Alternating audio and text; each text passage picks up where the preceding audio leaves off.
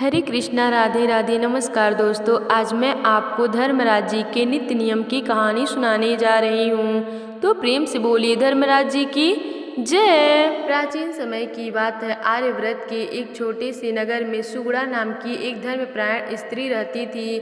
उसके पति का स्वर्गवास बहुत पहले हो चुका था। जीवन में दुखों का पहाड़ टूट पड़ा था, परंतु सुगुड़ा ने कभी धर्म का मार्ग नहीं छोड़ा। उसकी एक ही संतान थी, पुत्री निर्मला। सुगुड़ा का जीवन अत्यंत साधारण था। टूटी फूटी झोपड़ी, छोटी सी खेती और कुछ गाय बकरियां के सहारे वह अपनी बेटी का पालन पोषण कर रही थी। गरीबी थी, पर संस्कारों की कोई कमी नहीं थी। सुगुड़ा का सबसे बड़ा धन उसका नित्य नियम था। वह प्रतिदिन ब्रह्म मुहूर्त में उठती, स्नान करके शुद्ध वस्त्र धारण करती, धर्मराज जी का ध्यान करती, दीपक जलाकर कथा कहती, कुत्ते गाय कौवे और अतिथि का भोजन कराती।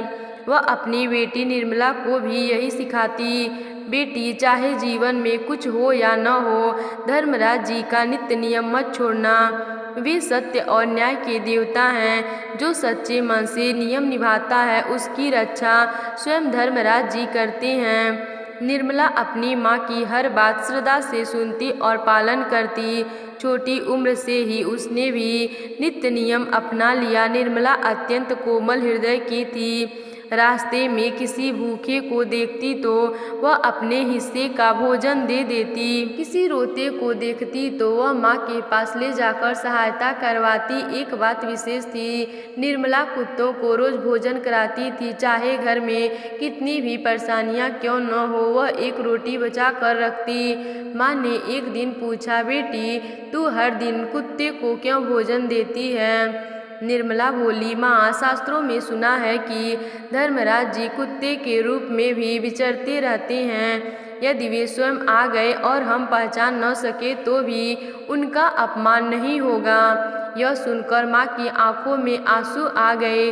उसने बेटी को गले से लगा लिया। एक वर्ष नगर में भीषण अकाल पड़ा तो खेत सूख गए, अचानक दुर्लभ हो गए। सुगुड़ा के घर में भी अन्न समाप्त होने लगा। कई दिन भूखे रहना पड़ा। एक दिन निर्मला बोली, माँ आज घर में केवल एक ही रोटी बची है। माँ ने कहा, बेटी पहले नियम निभाओ, बाद में जो बचे वही हम खा लेंगे। निर्मला ने उस एक रोटी के 3 भाग किए।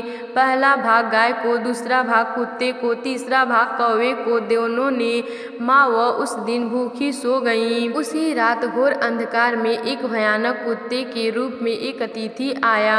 उसकी आंखें जल रही थी, शरीर दुर्लभ था। उसने द्वार पर आकर कहा, माँ बेटी मुझे बहुत जोरों की भूख लगी है। सुगुड़ा ने हाथ जोड़कर कहा, वैसे आज घर में कुछ भी बचा नहीं है। निर्मला ने माँ की ओर देखा और बिना पलक झपकाए, माँ मेरे हिस्से की रोटी तो है, मैं उपवास ही कर लूँगी। उसने अपनी छोटी सी पोटली से सूखी रोटी का टुकड़ा निकाला जो उसने अगले दिन के लिए छिपा कर रखा था और कुत्ते को दे दिया।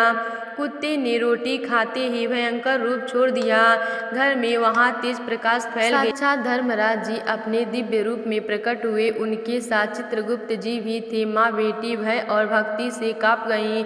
दोनों ने चरणों में गिरकर प्रणाम किया। धर्मराज जी बोले, सुगुड़ा निर्मला तुम दोनों धन्य हो। उन्होंने कहा, आज के युग में जहाँ लोग स्वार्थ में डूबे हैं, वहाँ तुमने भूखे रहकर भी नियम नहीं छोड़ा। निर्मला तूने अपने प्राणों से अधिक धर्म का माना।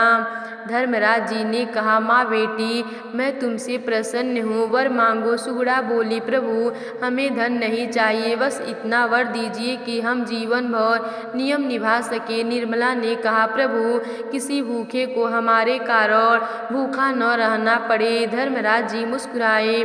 उन्होंने कहा, आज से तुम्हारे घर में अन्न कभी समाप्त नहीं होगा। जो भी सच्चे मन से तुम्हारे द्वार पर आएंगे उसे भोजन अवश्य मिलेगा और निर्मला तेरे नाम से धर्म का प्रचार होगा। इतना कहकर धर्मराज जी अंतर्ध्यान हो गए। अगले दिन गांव वालों ने देखा, सुगुड़ा के घर में अनाज के गट्ठे पड़े हैं। भरते जा रहे थे। लोग दूर दूर से आने लगे। निर्मला का विवाह एक धर्मात्मा युग से हो गया।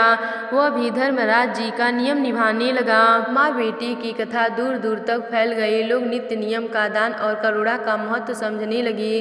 धर्मराज जी की कृपा से माँ बेटी को यह लोक का सुखों की प्राप्ति हुई और मरने के बाद स्वर्ग लोक का सुख मिला। हे धर्मराज जी, जैसे कृपा आपने उन माँ बेटी पर की वैसे ही हम सब पर करना। तो प्रेम से बोलिए धर्मराज जी की जय।